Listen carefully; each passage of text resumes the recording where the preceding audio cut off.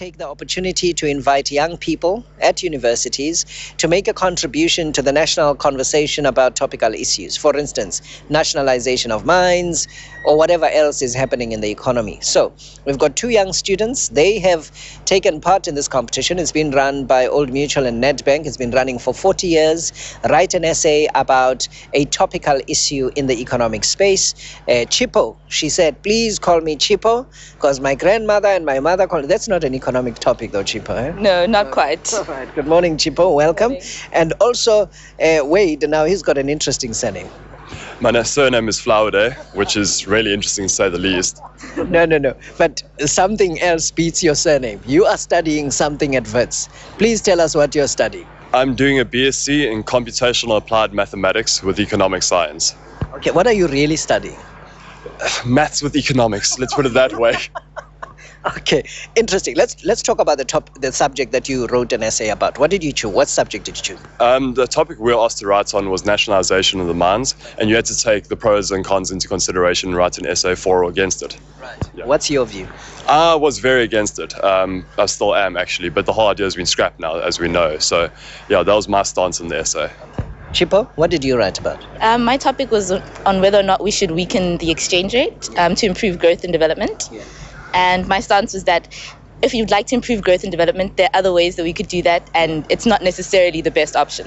Why not reduce or weaken the rate of the rand though? Because the problem when you do that is that it depends on a lot of other factors. So by itself, it's not enough to change the situation. It depends on like the inputs, because once you weaken the exchange rate, even though it's cheaper to export, it becomes a lot more expensive to import. So then it creates a bit of a vicious cycle in terms of what's going on with your prices and of course inflation. So, but in the context of where you want to go, you want to grow your manufacturing sector, you want to create more jobs in the economy, and is that not the way to go? Because often people say it's not really competitive to produce in South Africa.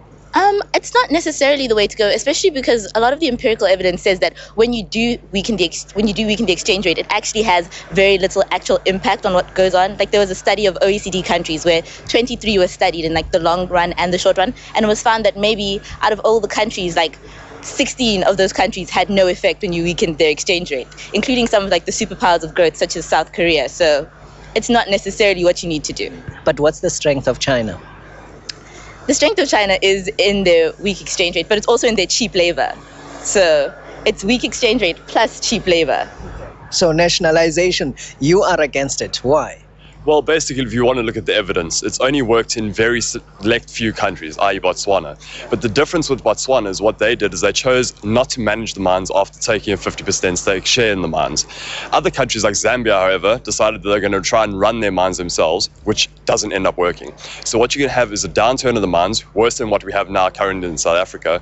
We've decreased from mining output accounting for 21% of our GDP down to 6% in about 40 years' time. So what essentially you're saying is that you can do nationalization, but in a different kind of way and follow the Botswana model. Basically, the Botswana model would work. Yeah. But what now Susan Shabangu and Trevor Manuel propose is something called nationalism, which is a whole form of new tax regimes, which would work a lot better because we do need to still redistribute the wealth to the people in our country. It's only the way to bring everyone up to an even setting. But nationalization is not the way to do it. All right, let me just explain it to our viewers. So you are part of a top 10. Aren't you? So there's an adjudication process that is underway, and then later on today, this evening, there's going to be an announcement to say which essay is the winner.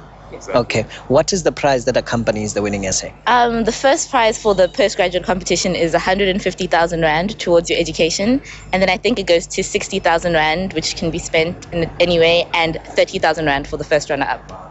Okay, so, and for your category? For the undergrads, it's the 30,000 Rand cash prize, and which drops down to 15 in second, and then 10 grand for the third prize. All right. Good luck to both of you. Thank you. All right, and the conversation is very interesting. I just like what you're studying. Say it again. BSc, Computational Applied Mathematics with Economic Science. Okay.